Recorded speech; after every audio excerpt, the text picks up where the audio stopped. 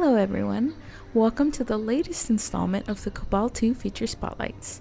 I'm GM Icee, and today I'm here to give you a quick overview of the dungeons of CABAL 2. Let's get started. Here we have the first ever dungeon you'll be able to run, Frostrock Forest. Perfect for a party from 1 to 3 players, it's located on Lathe Island at the very top of the map. Let's run this in easy mode, which buffs damage and health but lessens the loot dropped from bosses, perfect for solo players. Frostrock Forest is designed to be your introductory dungeon, so the layout is pretty simple. You can see the locations of all bosses located within the dungeon, so it's a fairly easy run through. Defeat bosses, grab your loot, and keep advancing until you hit the final boss and finish up.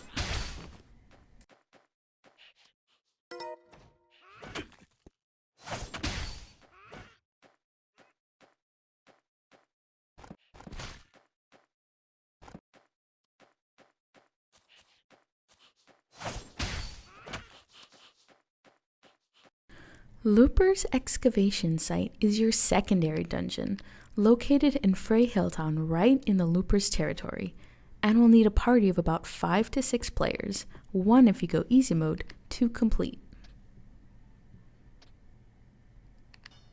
The dungeon doesn't really want to give you easy mode loot like Frostrock Forest, so it adds a little complexity to the layout. You can still see where all of the bosses are, but they're a bit more scattered around and slightly harder to get to. Don't worry you guys, I made sure to hit this particular boss hard enough so that bladers were permanently removed from the game and replaced with priests. You're very welcome. This dungeon, like the others, has loot, but it also features locked gates, and has an elevator ambush that, if it wasn't for easy mode, would probably make a quick and terrible end to my poor force shielder. Good thing I essentially have God mode running.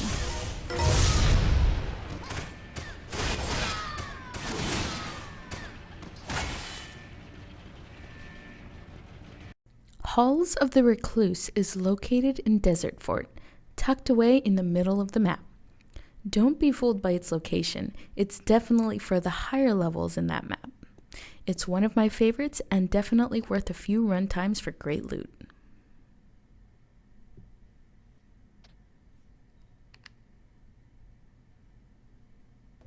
Halls of the Recluse has your standard boss showing map, and it looks fairly simple, but don't be fooled by the appearance. It's got even tougher bosses that will need a full team to take down.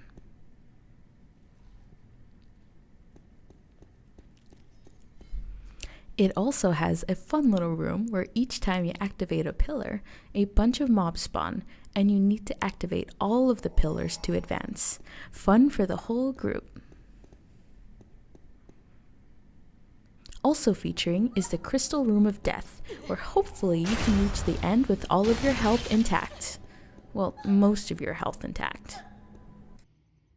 Heavenly Citadel is your first level 40 dungeon, which has a variety of bosses that will change each time you go in.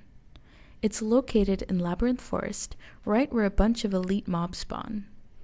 It also has a really good party quest that is highly recommended to start and finish, so pick that up once you hit the appropriate level.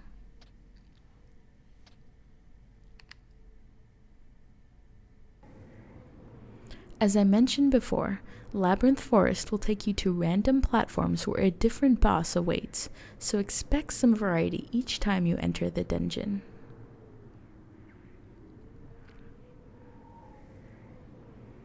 If you're on the aforementioned quest, you'll see this NPC that starts everything, but if you don't, simply kill the tower to activate the dungeon.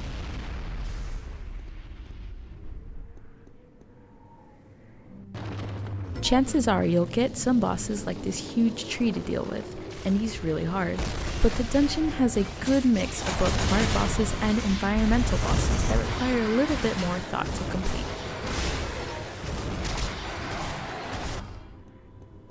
This particular boss requires either a really good priest to heal through all the damage, or a force archer, as she has a self buff, the enemy, not the force archer, that not only makes her hit harder, but also stacks over time if it is not dispelled. It'll always start after a channeled AoE ability she throws off, so either stun her before her channeled ability goes off, use a Force Archer's debuff, or heal away the damage to ensure success. This has been GM Icee, and I hope to see you all in time for the next feature spotlight on the battlefields of Cabal 2. See you all next time.